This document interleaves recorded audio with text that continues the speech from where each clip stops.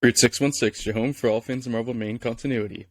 Hello, everybody. Welcome to episode 35 of Route 616. We are back, and we have Dan here again. That's crazy. 2 weeks in a row. He hasn't died of old age.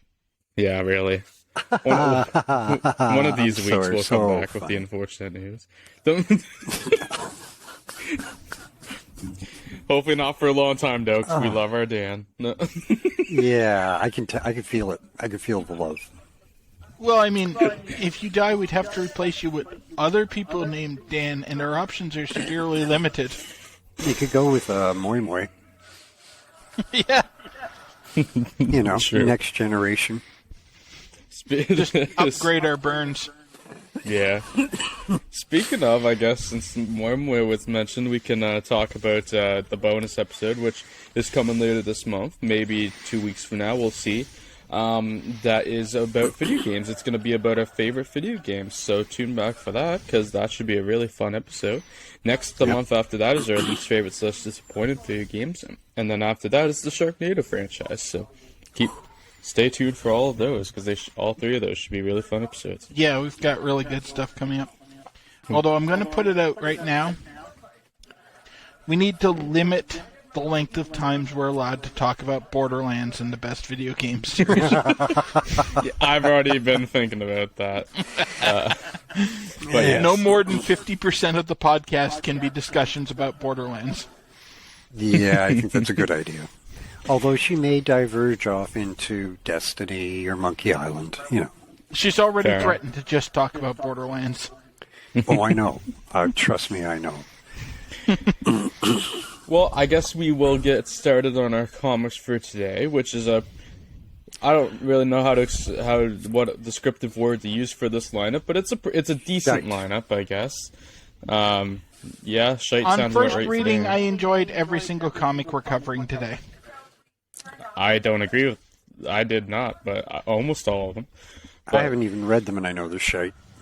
Well, you're right about at least one of them. So, but anyway, let's start with Avengers issue number 7, which is the story is titled "Their Darkest Hour."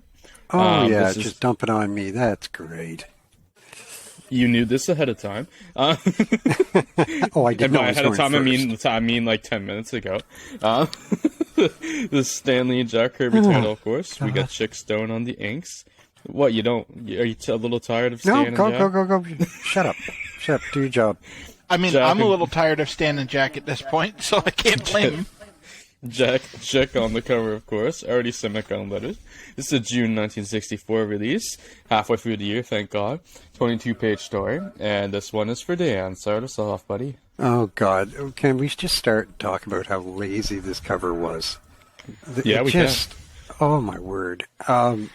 But we had to get everybody on the cover, Dan.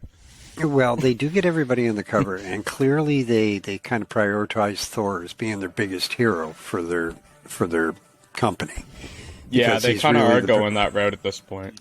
Yeah, well, he started as Marvel's answer to Superman. And at this point, we're still at the tail end of Thor's Superman because he doesn't really start turning into Thor until he starts going with the old-fashioned speech.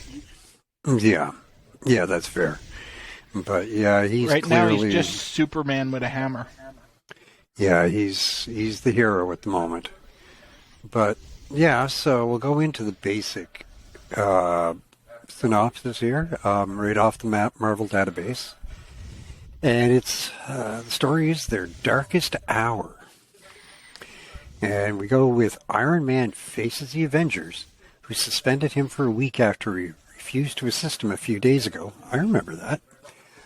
In Asgard, the Enchantress and the Executioner are banished to Earth by Odin. Couldn't be banished to, like, the dead zone or something. They have to go to Earth. That's great. Let's just take the biggest pieces of shit and give them to, humans. They won't But they go kept Loki. I have no response to that. I really don't. Okay, on Earth they find Zemo, who would escape the authorities, and they team up with him to stop Captain America.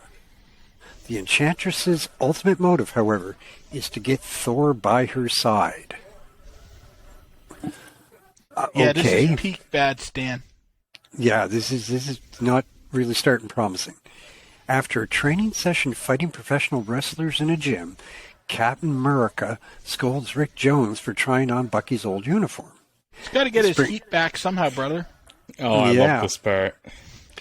This brings back memories of Zemo and sparks again his will for revenge on his old enemy. After I need to point this out. Okay. This is the point where I started to hate Rick Jones. The thing about this is, the part about this is, looking back, like, why would... Rick is actually kind of, like, he's actually an asshole for putting that suit on. Like, yeah, Cap literally has PTSD. Yeah, and he knows it's been like 3 weeks for Cap. Yeah. Like, Rick Jones is actually a fucking asshole for putting that. Bucky died like 3 weeks ago as far as Cap has experienced time. And Bucky's like, oh, I'll just replace him. It'll be awesome. Yeah. Sure. But anyways. I'm sorry, I'm not really invested, so, you know. Well, we know you love Captain America, so. Oh, God, yeah, he's my favorite. Okay. After Giant Man and the Wasp depart to the jungle to do some research on ants, Cap gets the visit of the Executioner posing as an ex-Nazi to lure the hero into the Amazon jungle to face Zemo. Meanwhile, the Enchantress successfully captures Thor by hypnotizing him. She uses a spell that somehow convinces Thor that his teammates are evil. Probably didn't need a lot of spell on that one. In South America, Cap easily gets rid of the natives fighting for Baron Zemo. Okay, no problem. But falls into a deep game trap. Called by Thor back to New York, Giant Man and the Wasp arrive by heliocopter to get attacked by the God of Thunder. Hearing this on TV, Stark decides to intervene as Iron Man, despite his banishment from the Avengers. Well, that's good of him. Just has to be the center of fucking attention, doesn't he? It is Tony Stark. Yeah, that's fair. The Enchantress is remotely watching Zemo's progress in defeating Cap. When she sees that the hero is still alive at the bottom of the pit, she tries to help by causing a cave-in, but it only gives the Cap his opportunity to escape his prison. He defeats Zemo's forces, and the Baron tries to escape. Captain America stows away on board the escape ship without Zemo's suspicions. Clever. Meanwhile, Iron Man brings Thor back to his senses. Zemo's ship arrives in New York, and he attacks the Avengers. When Cap makes his presence known to Zemo, the Enchantress takes the ship back to the Executioner, who subdues the hero. The Masters of Evil flee before the rest of the team reaches them, but Thor generates a space warp that sends the ship who knows where. The team decides to get ready, because they will be back. And not entirely horrifyingly bad. It's not that bad of an issue. No, it's not. not. Like I said, I wouldn't want to read it again, but like I said off air. Yeah. It's the definition of fine. Yeah. Yeah. It's fun to read, and you'll never think about it again once it's done. Yeah, and reading it that one time, I was willing to give it 3 stars. Yeah, I gave it fine, 3 stars and I on that first didn't hate read through, and I hated it rereading it for this. Yeah, no, it's not entirely horrible. I mean, for what it is, you've made me, read the summaries of much worse. You really I sure have. Yeah. I'm sure I'll make you read much worse yet to come. It's awesome to know. Just awesome. I know you're glad you spend your Friday evenings with us. So. Yeah. I mean, I was peeking ahead on my progress in the main order, and I've got a 1.6 rated issue coming up, so there is much worse.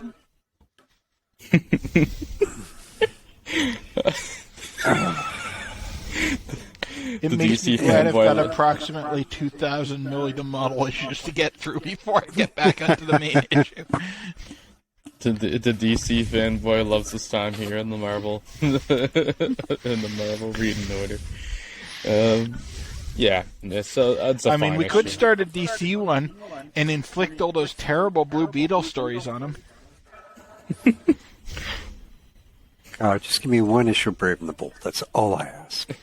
One issue of Brave and the Bold. You can even pick it. God. Oh. Just kill me now. Well, let us move on to another great story. Strange Tales issue number 123, the A story, which of course is the Human Torch story. And this one is called The Birth of the Beetle. That's right, he was in the Spider-Man film first.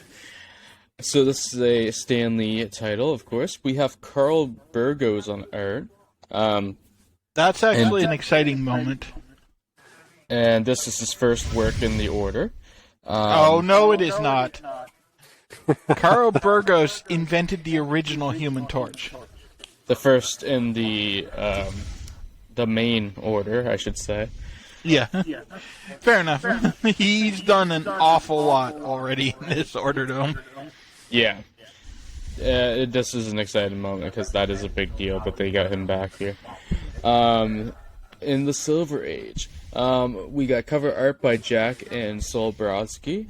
We got letters by Sam Rosen. This is a May 1964 release, a 14-page story. Gets an extra page, and I will take this one. Get ready. This is a long synopsis, folks. On the way to take the girls out to the World's Fair, the Thing and the Human Torch soon find themselves dealing with a new costume villain known as the Beetle, a disenfranchised inventor who wishes to make it rich the easy way. Thwarting the Beetle's thefts and battling him on the World's Fair playground, the two heroes eventually defeat the Beetle and turn him over to the authorities. That's literally it. Oh, wow. They might have cut too much out of this. I mean, this is mostly a fight issue, but...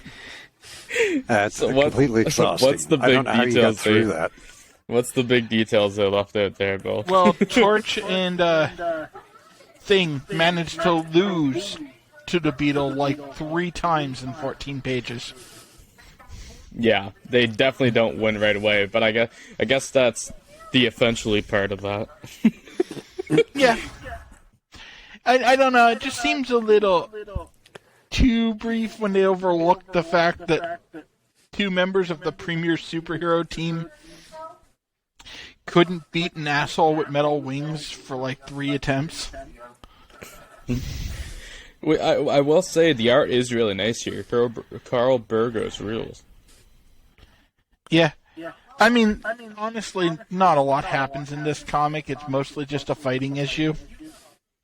Yeah. Not a bad thing. The Beetle sucks, but... I had a decent amount of fun reading this. I gave it 3 stars. I only gave it 2. I don't think it was that good. This is the weakest So Torch issue. between the 2 of us, we hit the site average because it's sitting pretty much right at 2.5. Yeah. Yeah. It's whatever. I didn't hate it. Could have been worse, but it wasn't that good. My rating the was Beatles' inflated. design is legendary. Okay, yeah, my rating was inflated a bit by a bunch of the intangibles, like your Beetle things mark? starting to become a regular thing in the comic, the invention of the Beetle, who I knew from the World reading War more modern II. comics, and Carl Burgos returning to the Order. Yeah. It's got a lot of historical value, and sometimes that will affect my rating. This wasn't one of those times. It wasn't... I could have let it this time, and it would have been justified, like you, but it wasn't that good. Yeah, I'm not going to argue with you, because I can see it also being a 2-star. Yeah. I guess we will move on to the B story. That was a pretty quick one. This one is called The Challenge of Loki, and you're wondering, wait, aren't we in Strange Tales? Yes, we are. This is the Doctor Strange story. This is Doctor Strange's first meeting with Loki. This could be fun. Yes, this should be fun. Steve Ditko, of course, gets some credits here as co-writer and artist. George Ruchos does the inks, and Artie Simic does the letters. And this is a 9-page story. This one also got an extra page, and this one is for Bill. Yeah. I want to mention before I start, I'm not sure how much credit Steve Ditko gets on this one, because Stan Lee definitely goes peak petty bitch with the announcement on the splash page of the guest appearance of the mighty Thor, drawn in the somewhat different Ditko style. In fact, it's so different we're trying to hide it from Jack Kirby. Really? So he just Yeah, starts he goes taking really direct petty. shots at Steve. I have a feeling we'll see more of those too, yet to come. Anyway, this story opens with Strange meditating in his sanctum sanctorum, and he's observed by Loki, who's a little salty that his previous hopes of having most of Earth's superheroes defeated by the Enchantress and the Executioner was foiled, has decided to move on to using Strange to defeat Thor. Good idea. Good idea. So he goes and he sends an image to Thor in his meditation of himself all wrapped up in chains and saying how Thor is a huge threat and he was locked up for trying to prevent Thor from attacking Earth. And Strange questions it, but Loki tells him that no, he's just acting like a hero to trick everyone. And so Strange decides to investigate, and he picks up a huge scent of evil emanating off the chains. And Loki's like, haha, excellent. He doesn't suspect the evil's coming from me. And so he convinces Strange to steal Thor's hammer for him. And then he'll be able to basically save Earth from Thor. And he gives Strange a small piece of the leather from the handle of Thor's hammer, which he can use to track it. And he's like, excellent, go ahead, and I'll get back to you once you've stolen the hammer. And so Strange is not at all convinced by Loki's story. He basically figures that Loki's trying to play him. And so but he figures he'll let it play out for a bit and see where this is going. And so he starts looking around. He finds Thor flying by the hammer. So he sends a magic hand out to go and grab the hammer, which causes Thor to start falling. And Loki's on Asgard gloating about how he's going to take over the Earth now that Thor's defeated. And his first step, but Thor was Strange was smart enough to realize that no evil was coming from the hammer. So clearly it was Loki, not Thor, that was the evil one. But Loki's like, haha, it's too late for you to have realized that I'm the evil one. And he starts trying to defeat Thor. Thor, I keep saying that. Fuck, I shouldn't do this when I'm tired. Keeps trying to defeat Strange. And they have a big old magical battle. And Strange is actually holding his own pretty well, given that he's fighting a literal god. And while he's fighting Loki, he releases the magical hold on the hammer. So the hammer returns to Thor before he hits the ground. And Thor starts tracing where it came from to go figure out who tried to steal his hammer. And as Thor gets close, it scares Loki off, so he retreats back to Asgard. And Thor's like, I don't sense any evil coming from here anymore, and just keeps flying past. And Strange sits there and thinks about how awesome Thor is, and how he would be great to build an entire comic line around, and that's how the story ends. Okay. Not as good as you'd think it'd be, right? No. This one only got a 3 out of me, which was surprising because I went into this expecting to give it a 4 or 5. You just give out 3s like they're freaking Halloween candy, don't you? If 1 is hated it, 2 is didn't like it. I liked this, so it got a 3. But I expected to give this a 4 or 5. Yeah, 3 is my rating for just a decent comic, and I also gave this one a 3. Decent/fine/liked it. Like, I didn't dislike it and I didn't hate it, so that's why it gets a 3. I guess it's better than being kicked in the balls. Sort of. I think a lot of the plot holes were painted over by how awesome it was to see Thor, or not Thor. God, why does my brain keep doing that? See Strange fighting with Loki. Yeah. Strange and Loki's always a fun combo. I think if I had any issue with it at all, it's that they're really, really trying hard now to do a lot of crossovers from, people from one title in another title just to try and sell titles. And it's really like, something like Doctor Strange should be allowed to stand on its own. Well, it doesn't help that with Doctor Strange, Stan has been very petty the whole time so far because he doesn't like the character. Granted, but it's Doctor Strange could and did end up being quite a good title. If this one almost feels like Stan thought that he needed help to sell his title for this. Yeah, he needed Thor to be in there because then people who care about the real comics will come and read it. Yeah.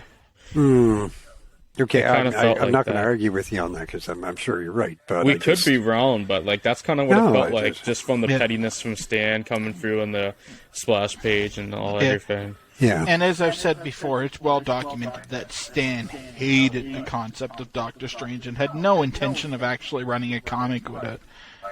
Yeah. It's still shocking we saw him in that Fantastic Four issue.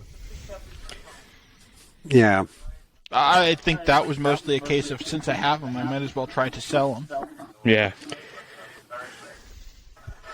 Yeah. Okay. I guess that covers that. It does. Let's move on to Marvel's premiere comic. Not anymore, but back in these times, Fantastic Four issue number 29. And this one's called It Started on Yancey Street. Of course, the Stanley and Jack Kirby. And then we've got Chick Stone again helping out in inks. He's getting a lot more ink work recently, deservedly, because he's really good. They do the cover as well, Jack and Chick. Letters by Sam Rosen, June 1964 release. And this is a 22-page story. And I like this cover, personally. This is a great cover. The Watcher in the background of the Starry Night is really cool. Yeah. Yeah. Yeah, and this one's for Bill. This is one of the first things that feels like a modern cover. That's actually fair. That's very fair. Yeah. I'm glad we all agree that this one's a good cover. Then, no, you know what? That's important. Agreed to that. Well, I would. There were a lot of titles that I originally picked up because the cover got my attention. Right. When I first started reading comics, when I was young, it was just you read whatever. But as I started collecting them in a sort of a more serious vein. Back in the 30s, yeah. Back in the 60s. Asshole. One of the things that would sell me on a comic was if the cover got my attention. Right? This is one of the reasons I bought the original Commandy when I saw the first issue. Was the cover was incredibly intriguing. Right? It was very similar to a novel by Andre Norton called Daybreak in 2021 or something like that. And I saw it, and it was like, this looks good. This looks like this could be really, really different. It was, and I enjoyed it immensely for, until they pulled Jack off it. But covers matter. They matter a lot. Yeah, they do. Right. And this one does it really well because not only does it give you a simple yet intriguing cover, it also doesn't fall into one of the big traps of early comics and spoil the twist. Yes. Because a lot of times you'll see the cover with, guest starring a surprise villain, and there's a big fuck-off picture of Doctor Doom right on the cover, and it's like, well, there goes the surprise. And this one does have a good surprise, too, so it's really good that it's not spoiler. But anyway, I guess on that note, let's get into that story. Yeah, go for it. All right, so this one opens with the Fantastic Four making the mistake of trying to walk down Yancey Street and getting just tormented by the Yancey Street gang. They throw a trash can full of trash onto Thing's head. They douse the torch with a bucket of water. When the invisible girl turns invisible, they spray her in the face with sneezing powder. And so they're forced to beat a hasty retreat from the onslaught of the Yancey Street gang, who continue to never actually be pictured, which I really like. And as they're climbing back into the Fantastic Car to retreat to the safety of the Baxter Building, we see this weird little drone following them and filming them. And so they go Obama strikes again. No, that would be missiling them at a wedding. Oh, okay. Anyway, they retreat to the Baxter Building, and they start thinking that the Yancey Street gang seemed too organized this time. Someone must have been putting them up to it. But they have no clue who did it, even after digging through their file of defeated villains, mostly just an excuse for them to showcase some of the other issues that they've had. And as they're debating this, Alicia shows up, and both Thing and Alicia have the idea in mind that they're going to dump the other one because they're not good enough for each other, which causes them to get into a big argument about how the other one is too good for them. And this makes them realize that they actually do love each other, so they make up in the space of about a page. But it serves to distract everyone from this drone that continues to buzz around outside the windows. And they start opening their fan mail, and the drone makes a little click outside, and this box that was in the fan mail blows up in Thing's face, spraying him with presumably anthrax powder. And he reads this note that's from the Yancey Street gang, telling him to come back at the stroke of midnight if he wants to face them. And he pitches a temper tantrum and smashes up their apartment a bit until he gets yelled at. And then they head back to Yancey Street at midnight to face off against a bunch of civilians, because that's what superheroes do. But fortunately for the civilians of Yancey Street, it turns out that Reed was right, and they were being put up to this by someone. And we realize this when Thing gets knocked the fuck out by a gorilla. And so Reed starts trying to fight with the gorilla. And then they get distracted by this orangutan that starts shooting magnetic waves at Sue. And if this sounds familiar, it shows that you've read previous issues of Fantastic Four. And we get further evidence as a baboon leaps out of nowhere and shoves an asbestos bag over the Human Torch. And then takes out a ray gun and starts trying to shoot the Thing with it. And so Thing goes to punch it, but it escapes by turning into a whole pile of bricks. And we see Reed still fighting with the gorilla. And he eventually gets knocked out by the gorilla. And basically everyone gets incapacitated but Sue, who is then held at gunpoint by the Red Ghost. Because of course it's the Red Ghost in this Super Apes. If you hadn't figured it out by now. Yeah. And so they end up having to surrender to him because he has them at gunpoint. And they load him up. He loads them all on a spaceship and flies them to the moon. And I want to stop here and call attention to a really cool art technique they used for a little bit at this time. This is the first case where they take actual photos and overlay comic elements over it. I mean, it's dated by modern standards, but for 1964, this would have been groundbreaking. And they eventually arrive at the moon, and before they land, the Fantastic Four starts attacking the monkeys, and Red Ghost just escapes because he had expected this was going to happen. And all the apes jump down these escape hatches. And he leaves the rest of the Fantastic Four in the room they were in, which he just jettisons out of his spacecraft, and it crashes on the moon and breaks apart. And he figures they're all going to die because there's no oxygen. One could only hope. But Sue has sealed them in a force bubble, and they start looking around for a way out, and they notice that they're right near where the Watcher lives. They just have to get past this whole mountain, and they realize that they don't have time to climb over it before Sue loses her force bubble, but Thing just tunnels under it. And so they tunnel through to the Watcher's house and end up breaking into it. And an illusion of the Watcher shows up and tells them that he's off watching somewhere else right now, and he can't interfere with what's going on with them, but they can shelter in his house if they want, as long as they don't touch anything, because they can't really understand the stuff that's there. And so Reed immediately starts touching stuff. And he finds this ray that he uses to force the Red Ghost spaceship to the surface of the moon. And so they get out to go fix the spaceship and get attacked by the Fantastic Four. There's a big old fight for a couple pages. And the Fantastic Four get the best of all the apes and retreat back into the Watcher's house. And the Red Ghost tries to follow them, but Sue shoves him through this random portal she found in Watcher's house, and he gets yeeted off into God only knows where.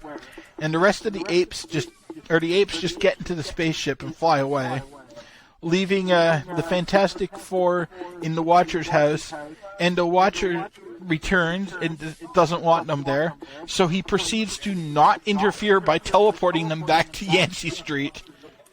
And they're happy to be back and celebrate even being on Yancey Street, and that's how the story ends. Wow, that's the second story he hasn't interfered in a row. Yes. Okay. So, what's your thoughts, Dan? I don't know where to start. It's really convoluted. It's early Fantastic Four. They yeah. kind of pioneered convoluted It storytelling. seems like whenever the Red Ghost's around, it's going to be convoluted. Yeah. It just, at the very beginning, like when they're dealing with this gang and that sort of thing, it's just like, you guys do know you're superheroes, right? Yeah, that's why I got a kick out of them returning to kick the shit out of the regular gang of just like normal people that aren't even doing anything illegal. They're just playing pranks on them. Yeah, and it's like, what's the point? But I don't know. It kind of just, I don't know. It wasn't particularly enjoyable to listen to. Yeah. And it wasn't. Like there was nothing entertaining about it. No, I totally get you, because for me, this comic was like the definition of it's fine. Yeah. There was nothing interesting or memorable about it, but I didn't mind it at any point. It's quite a bit of filler. It's not really that important of an issue. It's important for the reappearance of Watcher, although he's not even technically there. It's just a projection of him. So, No, he showed up in the last showed up little at the bit end, when he but, teleported them back. But he was there longer in the first interaction with the Red Ghost. It just felt like there was Nothing important happens in this comic. yeah. It squeaks by with a 3 for me because I didn't dislike it that much. But Same with me. I gave it a 3. It was fine to read it. I popped seeing the Super Apes. So Yeah, I like the Super Apes a lot, but this was not their best showing. Like, nothing in this comic was good or important. It's just nothing in this comic was bad either. the first time I gave them a 2 when they were around, Red Ghost didn't annoy me as much this time, so that's part of the reason I get a 3 this time too. Yeah. So. Yeah. He wasn't talking about how communism would prevail on every page. That made him less annoying for sure. Yeah. Yeah, Because he had a tendency to monologue the first time. I think they were worried that we would forget what his shtick was, despite Red literally being in his name. Yeah. I don't really have much more to say about that one, to be honest, so No, I'm ready to move on if you guys are. Yeah. Oh, Next is the so ready. main event of this issue, or of this episode, even though we have one more to cover after it. Okay. So, this one is Amazing Spider-Man issue number 15, simply titled Kraven the Hunter. That's right, the first appearance of Kraven the Hunter. This is Stan Lee and Steve Ditko. The only other credits go to, it would help if I didn't accidentally click something there, Stan Goldberg on colors and Artie Simek on letters. This is a May 1964 release, a 22-page story, and I will take this one. And this is an example of them spoiling a twist on the cover, unlike earlier, unlike the Fantastic Four issue. Yeah, although it's not the worst spoil because he shows up on like page 2. Yeah, no, it's not really that bad, but I just want to call back to what we were just talking about. I do think it would have been better if they didn't put him on the cover, because he's not a draw. No one bought the comic because the chameleon was on the cover. Yeah. Yeah, it's not like he's Paste Pot Pete or the Porcupine, for God's sake. Exactly. Yeah. And it would have made the introduction of him in the story work better if you didn't see him on the cover. Tell you what, Marvel can do, if Marvel wanted to, they can print a 5-issue Porcupine miniseries. I will buy it. I will buy it. If they brought the Paste Pot Pete identity back and did a miniseries about like him getting his powers, I would buy that too. I'm visualizing a Marvel team up, Porcupine and Paste Pot Pete. Yeah, let's bring Marvel. The Avengers. Let's bring Marvel team up back. Let's do it. I would read the hell out of that. I realize it'd be really satirical and silly and just you totally get it tongue-in-cheek, written by the Squirrel Girl team. Oh, hey, that would actually work because they know Or how to do or the Superior Foes of Spider-Man team. One of those two. Either one of those creative teams. You get them to write it. That would actually be an excellent comic. It would be fun. It would be fun. It would bring a bit of the fun back to comics because that's one of the things I think has kind of started to suffer.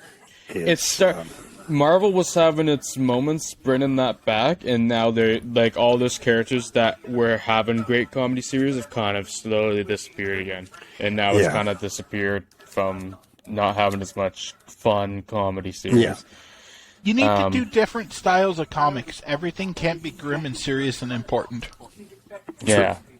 Exactly. Or it can't be this grand epic either. Everything can't be. It doesn't necessarily always need to be epic. I mean, I realize we're in that era now, and the Marvel Universe has probably contributed a great deal to that.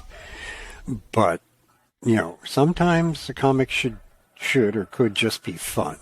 I think it's why a title like Guardians of the Galaxy has been struggling to, have a series that goes longer than, 12 issues for the last little while, last 5 years or so, because of the fact that they always want to do this. It seems like they always want to do a big space epic with them, but sometimes you can't do that for every story. Yeah, that kind of shows how out of touch they can be, because the Guardians movies are some of the most popular movies they've done. Yeah. Precisely because they're campy and fun and goofy. Yeah, and but not they did forced goofy like every other titles become. Yeah, they did try that with Thor, the fourth Thor movie, but it was just a spectacular failure. Yeah, because that one was forced. Like Guardians and Thor 3 felt honestly funny. Like they were just fun on their own sake. And to touch on the Thor 4 fin for a sec, I still haven't seen it, but a lot of people have said how bad it is. And one of the problems that I've seen people comment on a lot, and why I think I will be disappointed as well seeing this, that's not the story you try to have a lot of comedy for. No, you're right. You're absolutely right. The story that they, what's the word I'm looking for? The story they base that off of is it's a super dark story. It's a very serious, very dark, and very big story. And it was a Kenneth Branagh. It's one of the best, not Taika Waititi. It's one of the best series that I've ever read myself. Then so I'm worried when I finally watch that movie that it's going to be a disappointment because they tried to have so much comedy. Sorry, Bill, you go ahead. I was going to say Ragnarok works for those of us that are not Dan, because the story, like Hela has stakes, but most of what's going on doesn't have that big stakes, so you can have a lot of comedy in it, because, like, really for most of the story, the stakes are, how is Thor going to get off this planet? Yeah.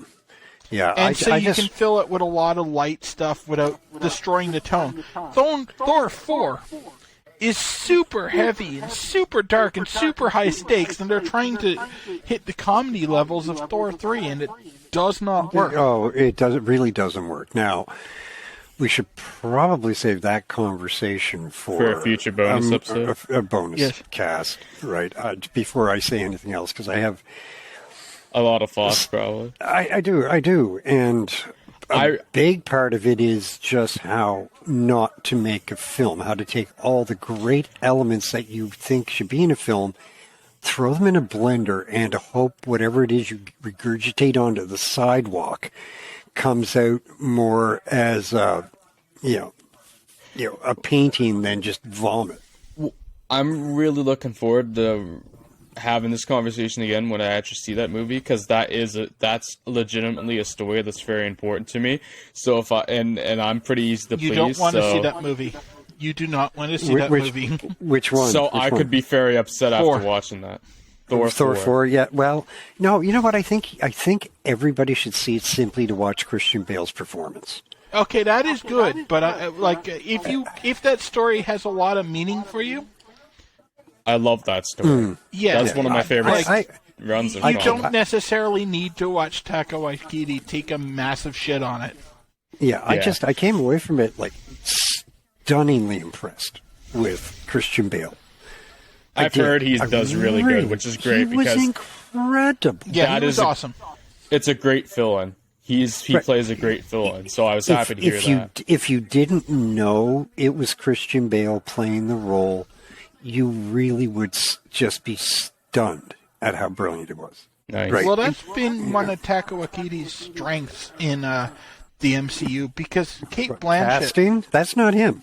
No, but actually getting these villain performances out of them, because Kate Blanchett's Hela was really good, too. Hela, yeah, but again, you're talking about two actors that are talented out the yang to begin with, right? Who could do this kind of performance in their sleep, right? So, I'm really reluctant to attribute a whole lot of this to Waititi. I really, really am. Right. After seeing Thor 4, I start to wonder how much of Thor 3 was just dumb luck on his part. And I thought he was a good director, because I really liked Jojo Rabbit. Yeah, Jojo Rabbit wasn't bad. I thought Jojo was I didn't love the first act of Jojo, but it got really good. Yeah, like What We Do in the Shadows was an amusing little aside. It really was. It had some funny and very charming moments. But for the most part, it was just silly. Right. Yeah, I don't think he has the chops to handle anything serious. No, and Thor 4 proved that. Now, let's go back to the story. I was trying to get there. I had my hand up ready to... Okay. Yeah, let's get on with this. The synopsis for Kraven the Hunter. So, this isn't too long either, so stick with me. Spider-Man swings down and catches a group of organizing... That's not proper grammar. Catches a group organizing a bank robbery, and upon dropping in unexpectedly, a man escapes in a puff of smoke and changes his costume until he can hide. The criminal actually was the Chameleon in disguise, and he plots to rid the world of Spider-Man. The Chameleon comes up with the idea of contacting his friend, Kraven the Hunter. Parker finds this out firsthand when taking photographs for the Daily Bugle as Kraven arrives by boat. Kraven studies Spider-Man's fighting style by organizing a robbery for Spider-Man this time. He finally comes out of hiding and fights Spider-Man. Spider-Man realizes the true strength of Kraven and also realizes that Kraven cheats by infecting his opposition with drugs that weaken them. Spider-Man retreats to fight another day. Pete, however, begins to get the shakes so bad that he can't hold a test tube or shoot a web straight. I actually like that part of the story. To clarify that scene a little bit, from the synopsis, he gets the shakes because the way he discovered Kraven cheats with the drugs is by Yes, he got Kraven hit by injecting them. him with drugs. Yes. Yes, he used the Kind drugs of an on important Spider-Man. detail they glossed over. A little bit. He tracks Kraven's future location by attaching a spotter tracer and is led into a nearby forest where he faces Kraven. After a few tricks and traps, Spider-Man finally catches hold of what appears to be Kraven, but is actually the chameleon in disguise. After learning this, Spider-Man hunts down and finds the real Kraven and intimidates and overpowers him with his agility and strength. After fighting, Kraven ends up running into a giant sticky web to be picked up by the police. Kraven and the chameleon are then deported, with Kraven swearing revenge upon Spider-Man. That was the part where Sam rescued him, wasn't it? Like, with Sting and... Okay, no problem. Sorry. It's relatable. Wanting to get rid of Spider-Man. Dudes, Kraven, if you're out there, you're listening, I'm on your side. You need help. Maybe Sony's Kraven's too busy being a being an activist.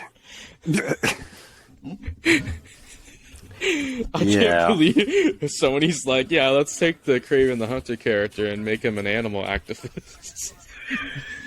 Yeah, talk about not understanding a character's motivations. Oh, I love Sony sometimes and what goes through their brains. It's beautiful. No, it's really not. It's just not. I can't wait for the El Muerto. Yeah. No, you know what? This was a pointless story too. This was a pointless episode. Thanks for coming, Dan. Hey, anytime. Yeah, the whole thing.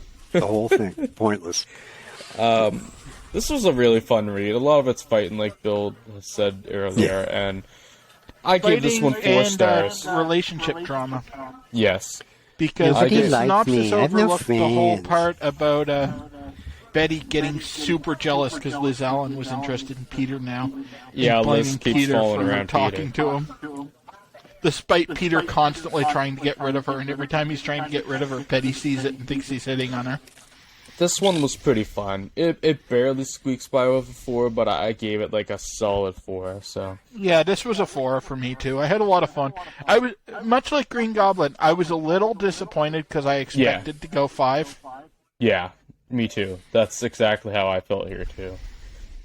Because I love Kraven the Hunter. He's a great Yeah, I villain. mean, Kraven's Last Hunt is still one of my favorite stories. Oh yes, that'll be a beauty whenever if we ever reach that on this podcast. Right. Oh, you might even like it. It's a pretty good one. There's themes you might like. Spider-Man kind of dies. Not soon enough.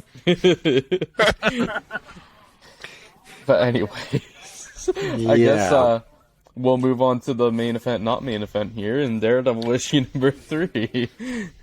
So Spider-Man had to beat traffic.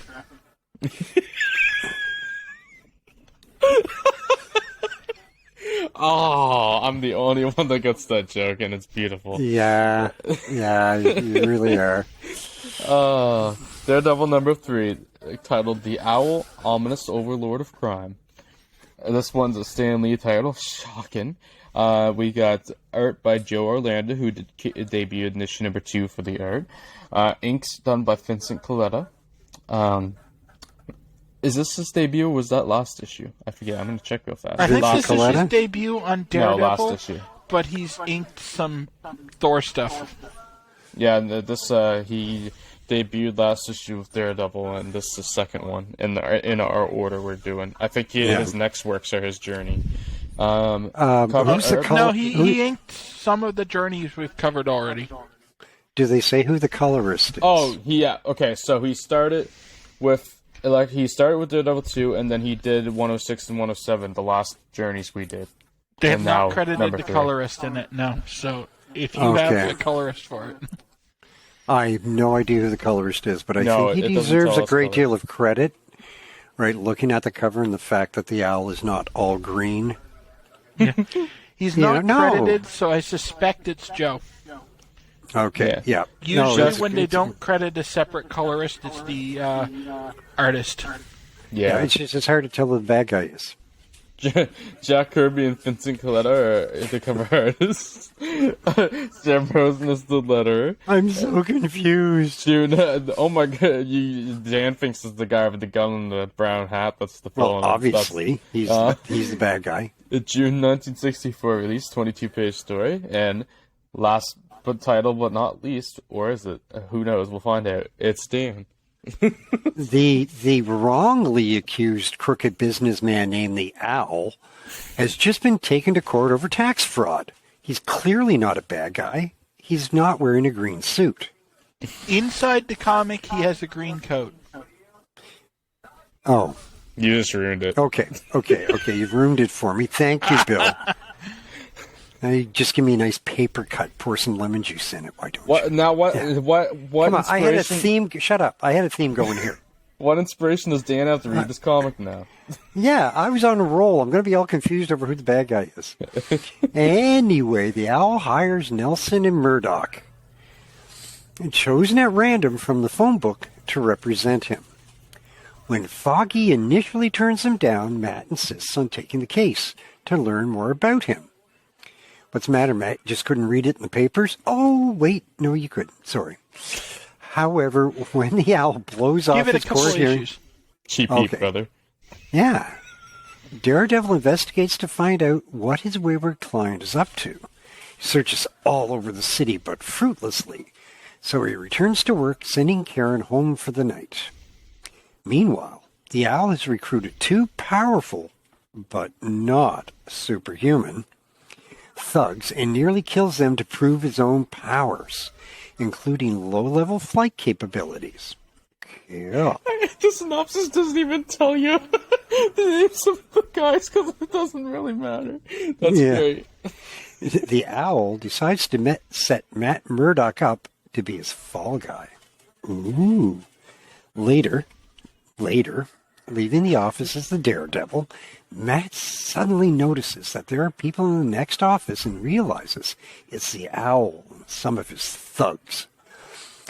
Daredevil battles them until Karen shows up to retrieve her purse. The Owl's men grab Karen and hold her hostage. Surrendering, Daredevil and Karen are taken to the Owl's airy base, where Daredevil frees himself and Karen and sends her away in a car as he fights the Owl personally.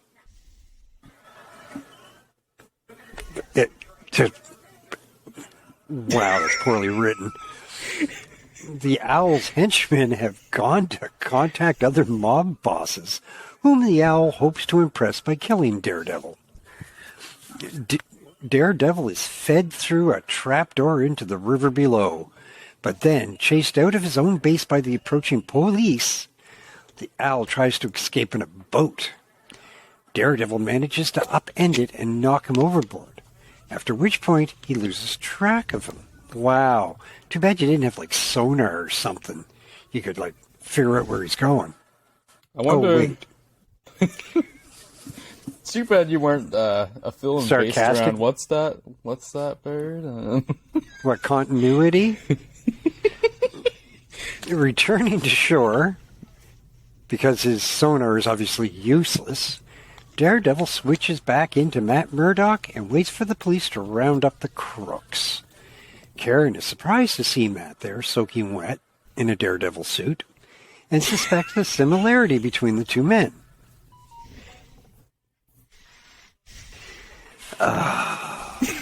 You're starting to see why I let you take this one. So how did he switch back to Murdoch? They omitted one of the important details of this. He invented a backpack for his costume that he could put his civilian clothes in and wear around on his back for exactly 1.5 issues. Waterproof backpack. Waterproof but not grab-proof is the next issue will showcase, which is why it only lasts for 1.5 issues. And you know what? Actually, literally in the notes, it says, in this issue, Daredevil develops a hood to store civilian clothes in when in costume. This hood is later discarded, only one issue after its debut. Yeah, he gets grabbed in the next issue by a guy on it, and he's just like, maybe that wasn't such a good idea. Because it's literally just a leather backpack he's wearing. He looks like he's going to superhero school.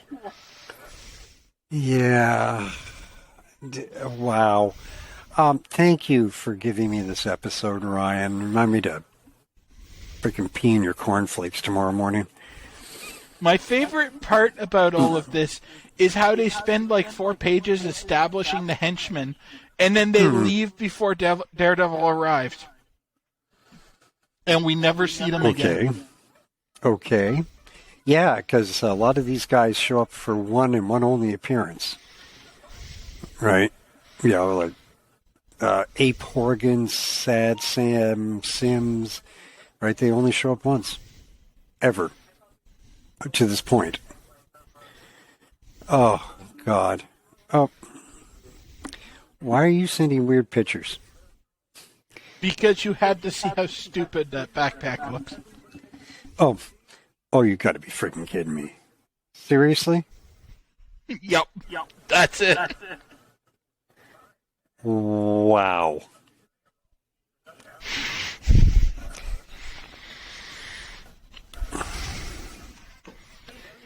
Yeah, that's pretty freaking terrible.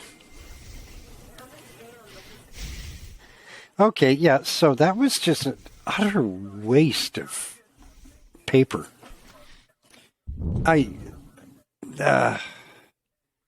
Although, you know what? Looking at it from an entirely different point of view, it's still a waste of paper. I think Daredevil's going through the same growing pains as the rest of them did. Yes, but his will last far, far longer. Like, until Frank Miller in the 80s. Oh, we're not talking Ben Affleck playing Daredevil? That long? Oh, he gets growing pains again after Frank Miller leaves. Oh, dear. Oh, dear. At least he doesn't always keep the red and yellow costume. That's you don't like horrifying. the thing that looks like it was designed by a blind man? No. Really don't. It's horrible. Just horrible. Yeah, the yellow costume is not good. No, that's horrible. And the cover's horrible. Ryan, you're muted. Genuinely terrible. God damn it. Did you unplug yourself? No, I must have hit the mute button at some point. Wow. I've been trying to talk and I was... No, that's why we're no-selling everything you said. Yeah, that's... I don't know how long I've been muted. Oh, for the whole episode. I know not that long, but... Oh, yeah, we haven't heard a word you said all night. Even times we directly responded was just coincidence. Yeah. Yeah. It's like an episode of Doctor Who. Blink. We just already know what you're going to say. I give this one a 3. I do, mostly on the strength of the art. That's one of the things that I was saying, actually, while I was muted. That this one squeaked by. I give this one a 3. Well, this one's partly, actually, I let historical significance play into this one a little. I was like, if I could give this a 2.5, I would, but I have to go 3. Yeah. In that case. I actually enjoyed it enough for a 3 because despite the plot holes and so, it was actually pretty fun. Like, the hood is stupid and looks stupid, but I was having a blast laughing at all the pictures of Matt fighting with this thing flapping around behind him and stuff. Well, yeah, but who's the bad guy? I was saying I can't tell. The one in green, just because Jack didn't color him right. I was saying that besides the stupid stuff that happened in the issue, it was a pretty fun one, so that's part of the reason I get the Sure, yeah. Hilarious. I hurt myself. My ribs are hurting from laughing. It was so much fun. Can we just bail on this episode? Well, on that note, we'll talk about what we're covering next week, which, fun fact... It's more crap. That was that was the last spin that I've read, so all the stuff for next week I haven't read yet, so I don't really have any thoughts on them yet. I'm just trying to get back to the page. Here we go. I have no thoughts on them either. Wow, That's shocking. I know, right? Yeah. The first spin we're going to start off with is Sergeant Fury and his Howling Commandos, issue number 9, finally in every issue Oh, of God. this, where they have the mission to capture Adolf Hitler. So this is a please read our comic issue, possibly, because they like that title. Then we're going to move on to, we don't get a break from, as here is Daredevil back with issue number 4, and the debut of one of my boys, who, well, I guess he's not too much of a boy. I'd argue Kilgrave is too prominent to be a boy. He's too prominent now to be a boy. Oh, spoiler. I mean, the title is Kilgrave, the Unbelievable Purple Man. Yeah, so. Kilgrave the Purple Man debuts in issue 4 of Daredevil. And just to be clear, if you're just doing the main order and not World War II, there's literally no break into Daredevil. It's just Daredevil into Daredevil. Yeah, exactly. Amazing Spider-Man number 16 comes after that, where Daredevil shows up in Spider-Man, because this is a Daredevil and Spider-Man heavy section. Two of Dan's favorites. Tales to Astonish issue 59 comes after that, where we see the Hulk enter the title as Giant Man tries to reason with him. Seems like that will go well.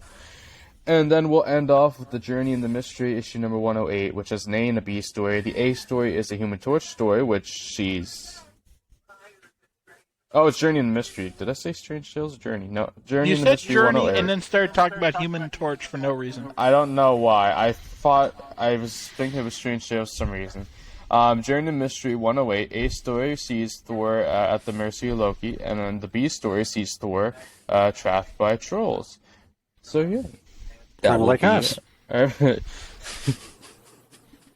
Oh, wait, that's B. Never mind. So yeah, tune back next week to watch it. Hopefully it will be a good episode. I don't know. I haven't read the comics yet. Just as an aside, you remember how they were talking about how Tales of It to Astonish was going to, like, full-length stories? We see how long it lasts, because they have the Hulk guest starring here to pave the way for the issue after that being 50% Hulk story. Yeah, so that will be the last 18-pager, I guess. Yeah, then it goes to 10 and 11 pages split between Giant Man and Hulk. Wow. He really does enter the series. Just horrible. Just horrible. Although we won't be covering any of those Hulks for ages, because it's an incredibly long ongoing Hulk story. Giant Man will be out of the title before we loop back and start covering Hulk. Oh, God. Yeah, we're soon enough gonna be entering, we're gonna be entering parts of the order where it's long stretches of titles for actual, like, story arcs and stuff. Yeah. Although the splitting of the titles is a pretty key milestone in early Marvel.